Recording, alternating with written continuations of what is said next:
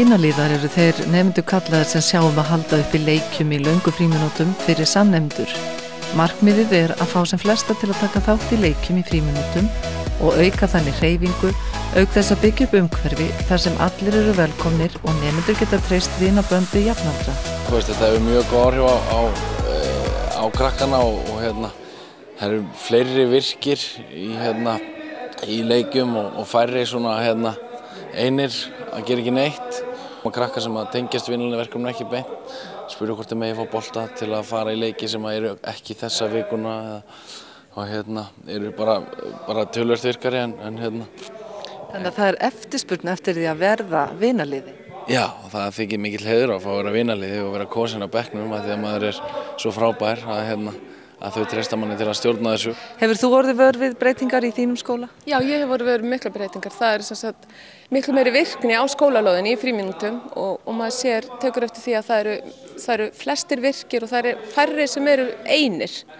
Þannig að vinaliðarnir eru mjög meðvitaðir það að reyna að draga alla með, reyna að virkja sem flesta. Það er það sem þeir læra á þessu námskeiði, er það ekki?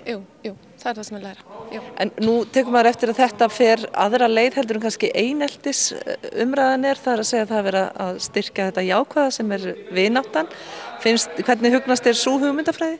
Mjög vel. Þetta er þau temja sér ákveðna eiginleika, þau vita að þau þurfa að hafa ákveðna eiginleika til þess að verða valin vinaliðar. Það geta fá allir tækifæri til þess að verða vinaliðar, þannig að þau geta alltaf bætt sig. Það er það góða, það geta allir orðið vinaliðar.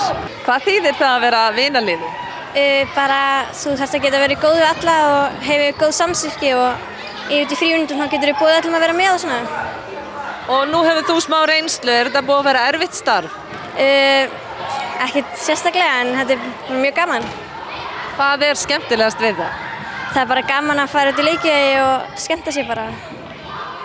Hafa frímínúturnar eitthvað breyst eftir að þið byrjuðuð í þessu vinalega verkefni? Já, svolítið. Bara krakkarnir eru meira að leika sér og minna slagsmál og svona þannig. Þannig að, en hvað með einelti, hefur það minnkað? Já, ansi held ég. En er það erfitt að vera vinaliði? Nei, það er. Nú er búið að kjósa þig tvisvar sinnum, af hverju heldur að það sé? Ég bara veit það ekki. Ég bara get verið með börnum. En hefur þú fundið fyrir því líka að það sé orðið skemmtilegra í frímínútum? Já, það eru miklu fleiri farnir að vera með í staðinn fyrir að labba bara og gera ekki neitt og já, það hefur breyst rosalega. Mikil ánægja er með þetta verkefni meðal þeirra skóla hér á landi sem að tekið að hafa það upp en vinaliðaverkefni kemur upphaflega frá Noregi. Árskóli á Sauðárkróki hefur íslenska það og staðfært. Teymi frá þeim hefur farið landið og kennt öðrum skólum þessa aðferðafræði. Við erum tveir, ég og gestur sem eru leikjastjórar og við förum landið og kynnum þetta verkefni, vinaliðaverkefni fyrir þeim skólum sem vilja koma inn og taka þátt í því og við gerum það með leikjanámskeiðum fyrir krakkana. Og út af hverju er það að kenna þeim leiki? Já, það er góð spurning því flestir þessara leikja eru gamlir og góði leiki sem við lærðum bara í okkar barnæsku en því miður að þá virðast margir þeirra að vera gleymdir og það er ótrúlegt að sjá það einmitt þegar við byrjum hvað margir af gömlu góðu leikjunum að krakkarnir kunnu þá ekki og þess vegna þarf bara að kenna þá og halda gömlu í rauninni gildunum við.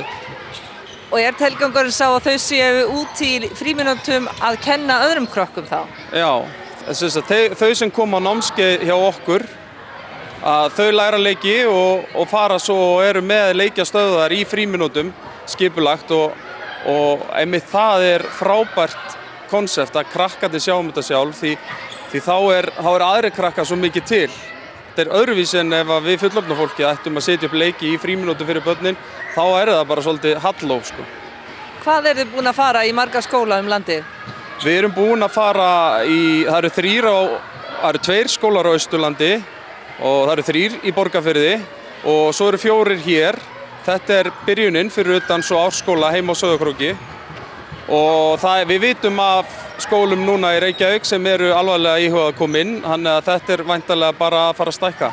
Nú eru þið að fara inn í vinalega verkefnið. Er mikil spenna í Fjallabyggð? Sko, krakkarnir eru rosa spenntir og við líka starfsfólkið. Við höldum að þetta verði bara frábært, sko. Hvaða væntingar hafið þið? Ég held bara að krakkarnir verði miklu glaðari að fara út í frímínútur og spennt að fara út og bara verði bara fjör. Og þau eru að skapa þetta sjálf? Já, þau verða sjálfa skipuleggja hvaða leikir verða og svoleiðis, þannig að þetta er voða spennandi, sko. Hvaða breytingu sérðu hér í þessum skóla? Ég sé náttúrulega mest þá breytingu að þessi krakkar sem ekki voru að leika sér í frímínútum, þau sem héngu bara, þau eru núna að leika sér í vinnulega leikjunum. Þannig að við höfum ekki lengur krakkar sem að gera ekki neitt og finnst þau ekki að hafa neitt að gera. Ef þetta er svona skipulagt, þurfa þá fullorðnir nokkuð að koma svo mikið að leikjunum? Nei, ég kem ekki mikið að leikjunum, sko. Krakkarnir sjá það, þau sjá alveg leikina sjálf.